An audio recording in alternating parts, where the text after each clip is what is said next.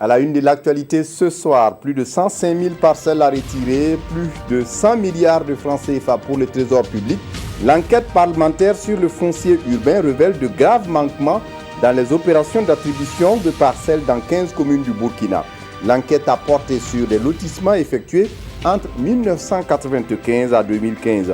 Le président de la commission d'enquête est notre invité. Il vient répondre à nos questions et dire la suite à donner à cette enquête. Et puis l'ONEA veut régler pour longtemps le problème d'approvisionnement en eau potable de la ville de Ouagadougou. Avec son projet Ziga 2, la nationale d'approvisionnement en eau potable va doubler ses capacités pour la capitale. Ce matin, le ministre en charge de l'eau était sur le terrain pour une visite de chantier. Comment l'ONEA compte respecter cet engagement? La réponse à suivre dans cette édition. La commission d'enquête parlementaire sur le foncier urbain a rendu son rapport cet après-midi à l'Assemblée nationale. Les investigations des parlementaires ont duré 90 jours et ont concerné 15 communes urbaines, dont Ouagadougou et Bobo-Dioulasso. L'enquête parlementaire a concerné les opérations de lotissement entre 1995 et 2015. Maxime Zongo. L'enquête parlementaire a porté sur les lotissements effectués entre 1995 et 2015 dans les grandes agglomérations du Burkina. Après 90 jours de travaux, la commission a diagnostiqué de nombreuses irrégularités dont les plus emblématiques portent sur le cas de responsables de promoteurs immobiliers. À Bobo-Dioulasso, le rapport est aussi accablant. Au total, ce sont 105 408 parcelles équivalent à une somme d'environ 100 milliards de francs CFA au profit du trésor public. Les parcelles retirées seront remises à une commission technique qui va procéder à leur réattribution suivant les textes en vigueur. Pour joindre l'acte à la parole, les députés ont fait des recommandations et pris des résolutions destiné à verrouiller définitivement ces pratiques malsaines. Comme je le disais en titre, le président de la commission parlementaire est notre invité ce soir, M. Bourema Bari. Bonsoir. Bonsoir, M. Kindou. Merci de venir répondre à nos questions. D'abord, pour commencer, quelle était la méthode avec laquelle vous avez procédé sur le terrain pour parvenir à ces résultats? D'accord, merci bien. Monsieur Kindo, il faut dire que, effectivement, comme vous l'avez souligné, à l'issue donc de nos travaux, nous avons donc décelé 105 000 parcelles qui sont entachées d'irrégularités.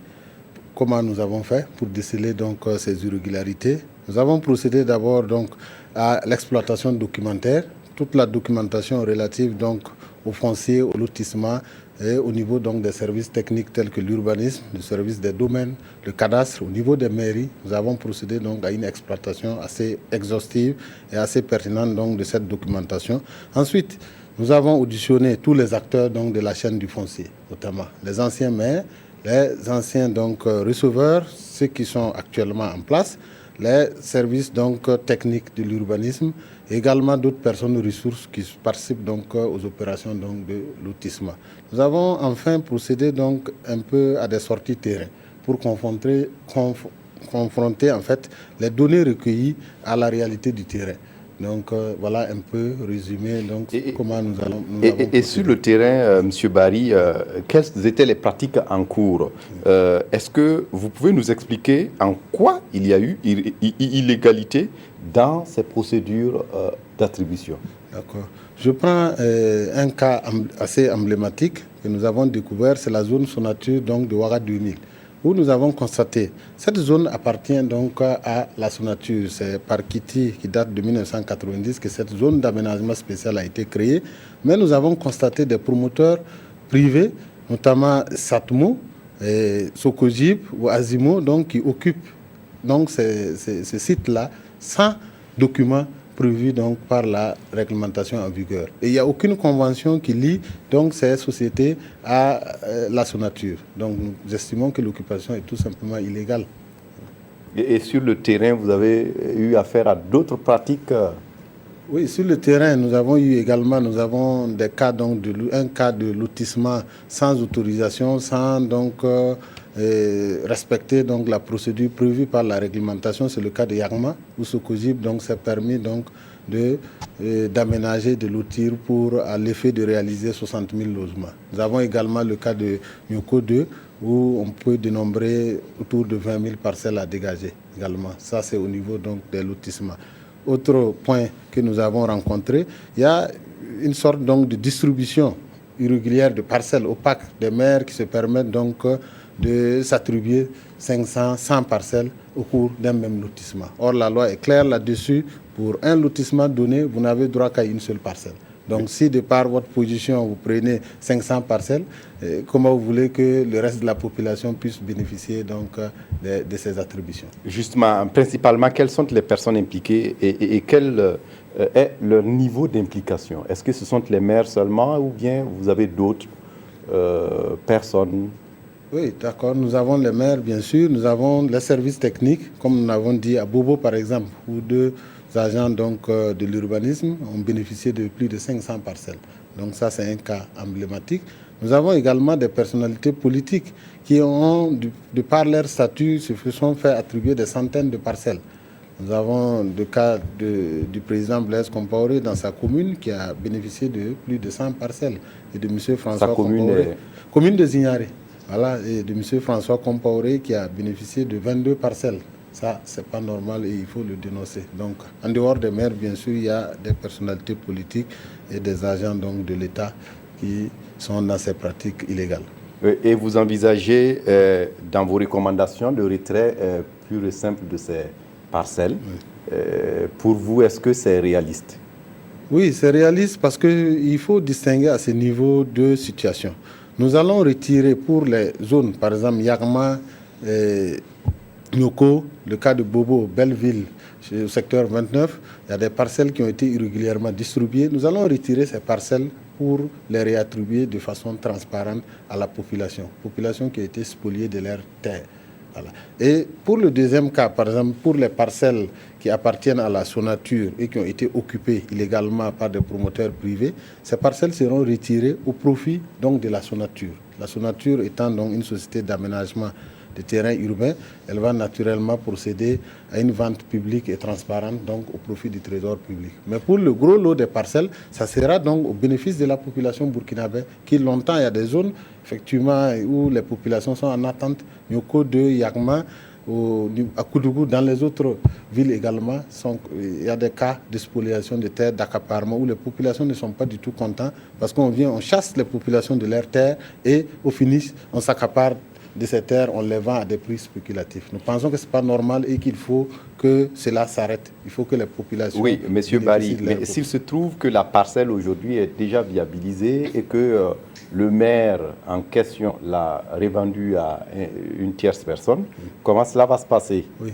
Pour ces cas, justement, nous avons prévu, c'est pour cela que nous avons demandé donc de mettre en place des commissions ad hoc spécifiques qui vont se pencher au cas par cas pour voir la spécificité de la question et de la traiter. Dans tous les cas, ce qui est important ici, c'est de donner un signal fort pour que, effectivement, on ne spolie plus, on ne retire plus, on ne s'accapare plus des terres donc des pauvres populations qui n'arrivent pas à avoir donc un ce-choix à cause de ces pratiques illégales. Oui, pour terminer, M. Barry, certaines personnes voient dans cette enquête une chasse aux sorcières, une façon de régler vos comptes avec des adversaires politiques. Est-ce que c'est de cela qu'il s'agit? Non, pas du tout. Je pense qu'il faut voir ici, c'est l'intérêt général qui est visé. Aujourd'hui, quand vous parlez de parcelles, M. Kindo, vous touchez à toute la population. Toutes les catégories sont concernées. Et vous avez constaté qu'à un certain moment au Burkina Faso, les lotissements sont bloqués. Pourquoi? Parce qu'il y a beaucoup de dérives, il y a beaucoup de manquements, parce que les gens en font de commerce. Donc aujourd'hui, je pense qu'au-delà donc de nos divergences politiques, je parle par exemple de la commission d'enquête, tous les groupes parlementaires ont été représentés. Nous sommes 10 députés et il y a 5 députés de l'opposition. Mais les décisions au niveau de cette commission sont adoptées à l'unanimité. Il n'y a aucun député, je puis vous assurer, qui a dit non à nos propositions, qui a parlé de chasse aux sorcières, parce que c'est le général qui est visé, c'est la bonne gouvernance qui est visée, c'est le rétablissement des populations dans l'air que nous visons. Et je vous signale que ce matin à l'Assemblée, lors du huis clos, nous avons les députés, c'est à l'unanimité que ce rapport a été adopté et la résolution portant retrait donc de ces parcelles était adoptée à l'unanimité. Tous les députés présents aussi, de l'opinion que moi j'étais, sont encore en et sont d'accord pour que nous prenions ces mesures au profit donc des populations du Burkina Faso.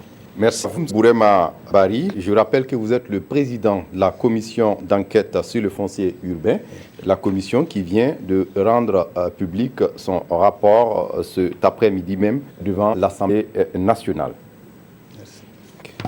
La France soutiendra la mise en œuvre du PNDS. L'ambassadeur de France au Burkina qui est allé le signifier hier au Premier ministre Paul Kaba-Thiéba.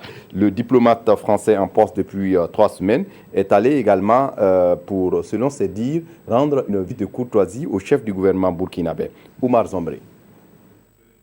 Premier entretien officiel entre l'ambassadeur de France au Burkina et le Premier ministre Paul Kaba-Thiéba. Plusieurs sujets sont à l'ordre du jour, notamment le PNDS, le Plan national de développement économique et social du gouvernement burkinabé. Et le diplomate français d'annoncer le soutien de son pays à ce plan, dont le financement fera l'objet d'une conférence internationale en décembre prochain à Paris. La France est très heureuse que la conférence des donateurs, des bailleurs, la table ronde des partenaires techniques et financiers se passe à Paris dans presque 2 mois, un peu moins de 2 mois maintenant. Et nous appuyons les efforts du gouvernement du Burkina Faso pour son plan national de développement économique et social pour le PNDES. L'ambassadeur de France dit être admiratif du peuple burkinabé. Pour lui, la coopération latérale entre Paris et Ouagadougou est basée sur des relations de parfaite confiance. Des présumés délinquants armés de fusils Kalachnikov et de pistolets automatiques ont commis un braquage tôt ce matin à Waiguya. Ils ont emporté un véhicule de marque Toyota X. Cet après-midi, le véhicule a été retrouvé au parc humain Bangreweogo à Ouagadougou.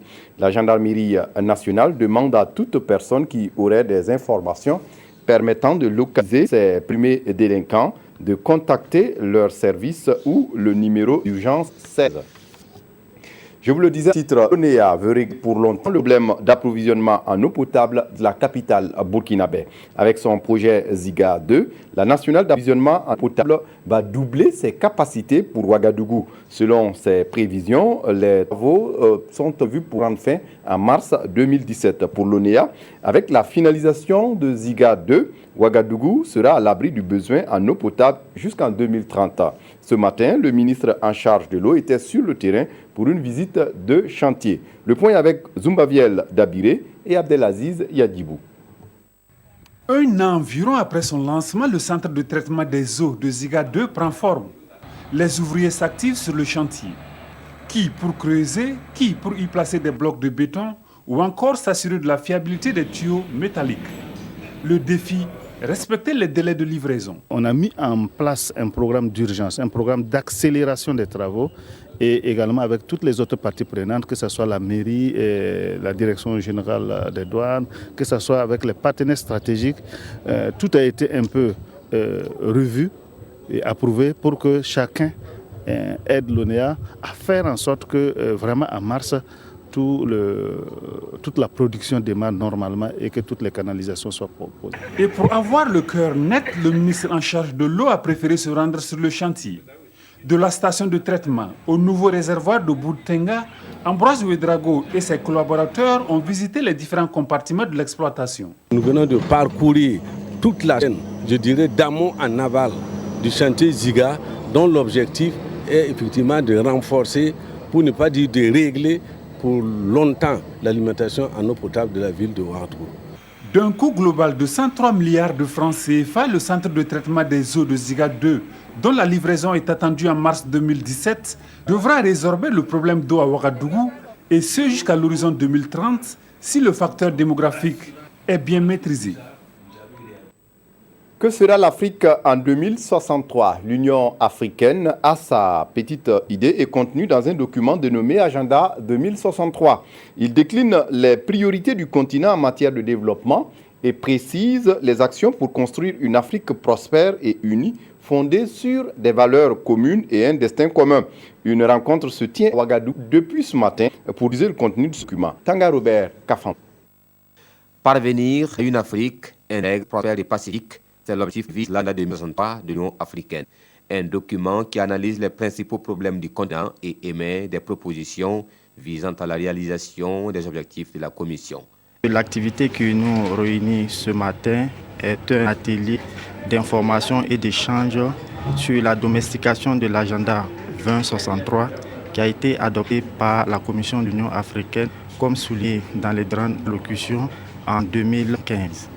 Dans ce temps-là, c'est une vision du développement qu'on peut donner au continent africain. À travers cet atelier, représentants de l'Union africaine et représentants des différents départements ministériels ont échangé sur les principaux axes de l'agenda.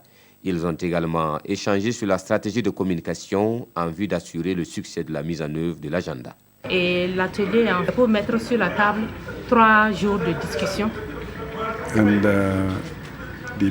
Et les principales idées, c'est d'échanger avec tous les acteurs burkinabés. Comment est-ce que nous allons mettre en œuvre ensemble l'agenda 2063? À l'issue de cette rencontre, les participants entendent mettre en œuvre la feuille de route tracée par l'Union africaine afin de parvenir à l'objectif du développement durable de l'Afrique à l'horizon 2063.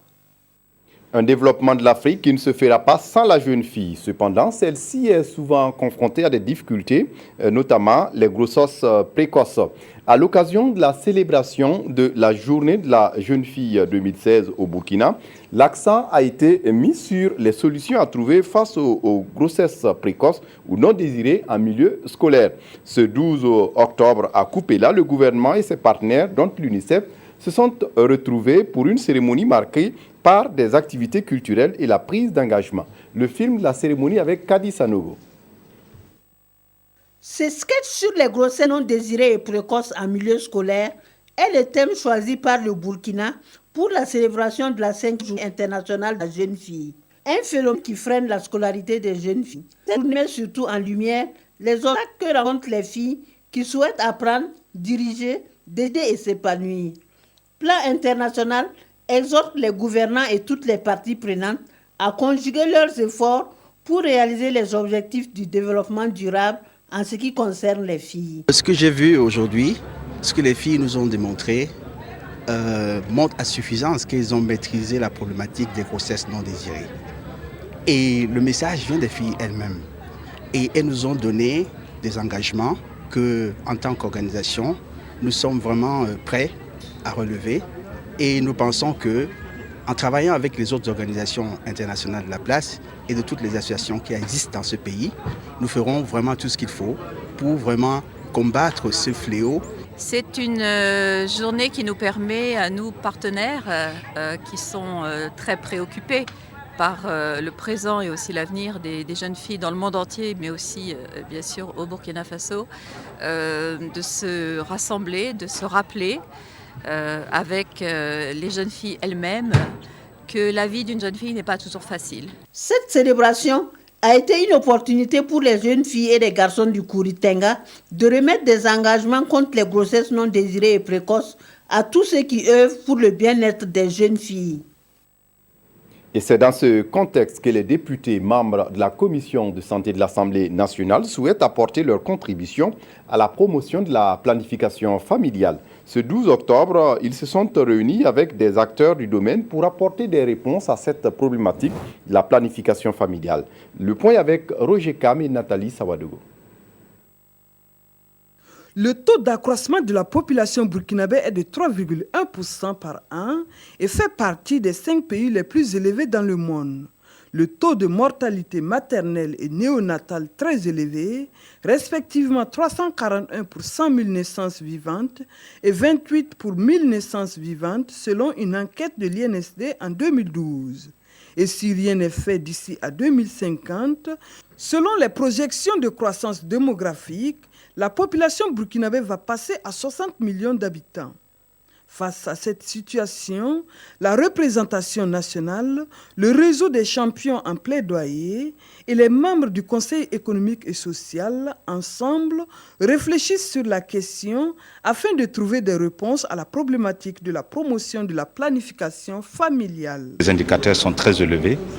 Et suivant les informations qui nous ont été donc données par les différents réseaux dans ce secteur-là, notre pays se trouve dans une situation, j'allais dire, plus ou moins critique. Il suffit donc de se faire cette projection et de se rendre compte que les besoins sociaux seront également de cette taille.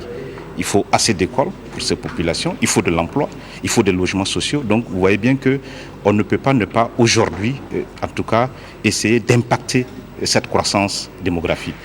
On ne peut pas ne pas aussi apporter des solutions à cette problématique des enfants nombreux qui meurent à l'occasion d'accouchement ou des femmes qui meurent en couche. Il a pour ses actes de plaider pour l'augmentation du financement dans le cadre de la planification familiale, mais aussi et surtout de sensibiliser la population. Et dans ce combat, l'engagement des journalistes est très attendu, surtout leurs actions en matière de formulation de l'information juste et des messages en faveur des droits sexuels et reproductifs. Médecins du Monde a réuni à Ouagadougou une vingtaine d'hommes de médias pour leur présenter l'ampleur de la situation des grossesses non désirées ainsi que des avortements à risque au Burkina, mais aussi le régime juridique national sur l'avortement ainsi que les lois nationales et internationales en rapport avec les droits sexuels reproductifs. On fait le point avec Zalissa Sanfo.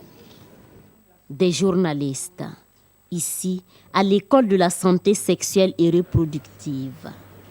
Ils doivent contribuer à lever les barrières au droit à l'information sur la santé sexuelle et reproductive, et l'Association des journalistes et communicateurs en population et développement avec l'appui de Médecins du Monde France veut à travers cette formation leur donner les rudiments nécessaires. C'est pour que les journalistes soient des relais, donner la bonne information à toute la population et que, en conséquence, cette population-là puisse choisir en âme et conscience de façon éclairée donc ces choix de vie sexuelle et donc de la reproduction. Grossesse précoce, non désirée, tardive, avec leur corollaire sanitaire. Pour les organisateurs de cette formation, il est temps que l'information passe pour un changement de comportement. Si nous avons les vraies informations, on peut, dans nos différentes presses, veiller à une bonne information, à ce que la population ait une bonne information, parce que nous sommes informés. Donc le premier point, ça sera sur ça. Et bien sûr, au niveau de Médecins du Monde France, nous allons revenir sur les instruments juridiques qui font la promotion des droits sexuels et reproductifs. Parce que nous pensons aussi qu'on ne demande pas ou revendique pas un droit sur la base du néant. En 3 jours, ces journalistes devraient mieux cerner les questions concernant la santé sexuelle et reproductive, toute chose qui leur permettra d'initier des sujets de sensibilisation. Et avant de poursuivre votre émission Controverse, initialement prévue pour ce jeudi 13 octobre à partir de 21h, vous sera proposée à une date ultérieure. La rédaction de la télévision du Burkina s'excuse pour ce rendez-vous manqué. Le Burkina Faso est un pays en majorité agricole et souhaite créer un environnement propice et sécurisé pour l'investissement agricole. C'est un projet porté par le ministère en charge de l'agriculture et cela va se décliner à travers des textes de loi en préparation. Mounira Kéré. Les préoccupations du secteur de l'agroalimentaire ne sont pas suffisamment prises en compte dans le Code général d'investissement au Burkina. Et pour créer un environnement propice et sécurisé au profit du monde rural, l'avant-projet de loi portant Code des investissements agro-silvo-pastoral est soumis ici pour validation. L'avant-projet de texte a été fait et il faut qu'il y ait une validation au niveau national avant de soumettre le texte au gouvernement qui le soumettra à l'Assemblée nationale pour adoption. Cet avant-projet de loi intervient à un moment où le gouvernement a entamé le processus de révision du programme national du secteur rural avec pour ambition d'améliorer les conditions de vie des populations.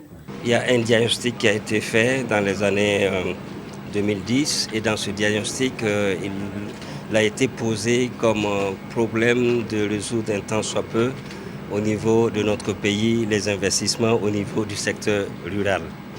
Et pour qu'il y ait des investissements incitatifs, il faut qu'il y ait des textes aussi qui permettent aussi aux uns et aux autres d'être rassurés qu'en investissant dans notre pays, ils peuvent tirer un bénéfice dans leurs investissements. Le processus de validation de cet avant-projet de loi a été effectif grâce au soutien financier du programme d'appui aux filières agro-silvo-pastorales et de l'Alliance pour une révolution verte en Afrique. Face au changement climatique, un projet recommande la pratique d'une agriculture intelligente. Le but est de renforcer la résilience des populations. Ce 12 octobre à Bobo-Dioulasso, les initiateurs du projet se sont longuement expliqués devant des chercheurs mais aussi des producteurs. Sur place à Bobo, les détails avec Kadouro Menki.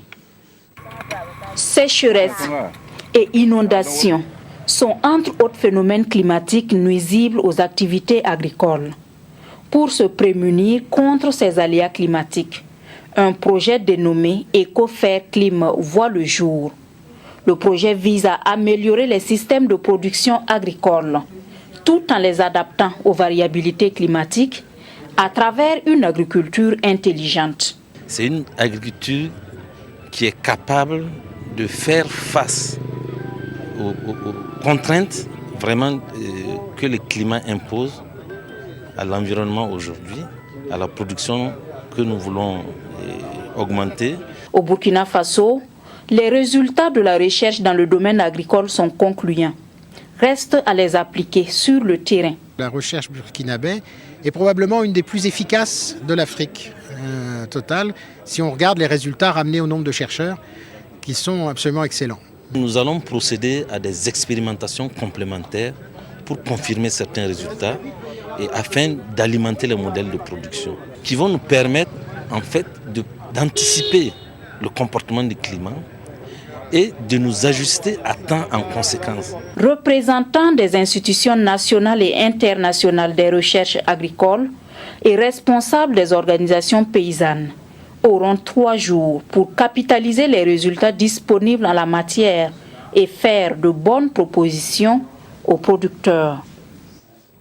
Les agents des collectivités territoriales ont observé un mouvement de grève de 72 heures la semaine dernière. Ils réclament la relecture de la loi 027 du 6 décembre 2006 portant régime juridique applicable aux emplois et aux agents des collectivités territoriales. Mais face à la presse ce matin, la directrice générale de la fonction publique territoriale avoue sa surprise au moment où la relecture de la loi est à un niveau acceptable. Jean Zongo, Estelle Judith Assogba. Face à la presse, une équipe de la Direction générale des collectivités territoriales apporte des précisions sur les revendications. En grève de 72 heures depuis ce lundi, les agents des collectivités territoriales souhaitent l'adoption de la loi 027 courant 2016 et son application dès janvier 2017, après l'échéance de février 2016 manquée. La relecture est bouclée. C'est une question d'appréciation et d'adoption qui reste à faire. C'est pour ça que nous, on a espoir que dans tous les cas, le texte sera adopté. Pour la directrice générale, le plus gros travail a été déjà fait et l'adoption de ces textes n'est qu'une question de temps. À ce jour, il reste les étapes suivantes. La saisine du COTEVAL, comité technique de vérification des avant-projets des lois. Et à nos jours, le projet est en train d'être transmis à ces structures. L'introduction auprès du Conseil des ministres pour adoption et enfin la transmission à l'Assemblée nationale. Un autre sujet qui est à l'origine de ces mouvements, les textes adoptés en 2013 en faveur de la police municipale. Il faut dire que les corps paramilitaires sont régis par des textes spécifiques. Selon la spécificité, alors nous faisons ce qu'on appelle la formation militaire. C'est un corps à feu continu, comme on le dit dans mon jargon, qui travaille jour et nuit pour apporter plus de sécurité aux citoyens et assurer un sentiment de sécurité adéquat aux populations.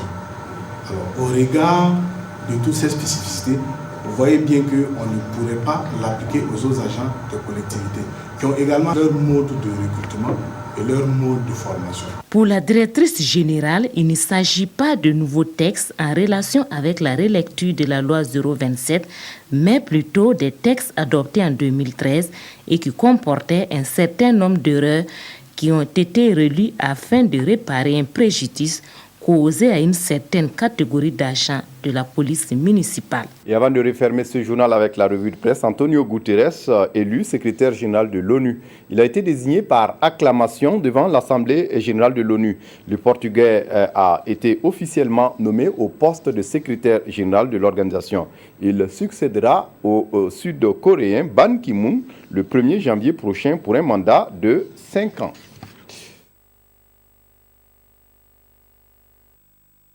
Revue de presse signée Aimé Solange Guigma. Le Burkina Faso, une fois de plus endeuilleux, affiche aujourd'hui au Faso qui précise que c'est l'œuvre d'individus non identifiés qui ont attaqué dans la nuit du 11 au 12 octobre 2016 le poste avancé d'Intangom, localité située à 5 km de la frontière malienne dans la province de l'Oudaland. Le bilan partiel fait état de 6 morts, dont 3 militaires et 3 civils non identifiés. Un véhicule pick-up et 2 mitrailleuses lourdes des forces armées nationales également emportées en direction du Mali. Le quotidien rapporte que la situation était sous contrôle au moment où il rassemblait les informations et que du renfort a été envoyé pour un ratissage dans la zone. Et s'il doit d'ajouter que des soldats maliens sont déjà dans la zone et des recherches sont en train d'être effectuées des deux côtés de la frontière. Il faut passer à l'offensive, préconise le pays, car pour lui, les mesures de circonstances prises au cas par cas ont montré leurs limites. Mais comment empêcher des illuminés de répandre la mort, eux qui espèrent décrocher le paradis après leur acte insensé, s'interroge notre temps. Pour ce journal, il faut que les Burkinabés se départent de l'autoflagellation constante et sachent encourager nos militaires.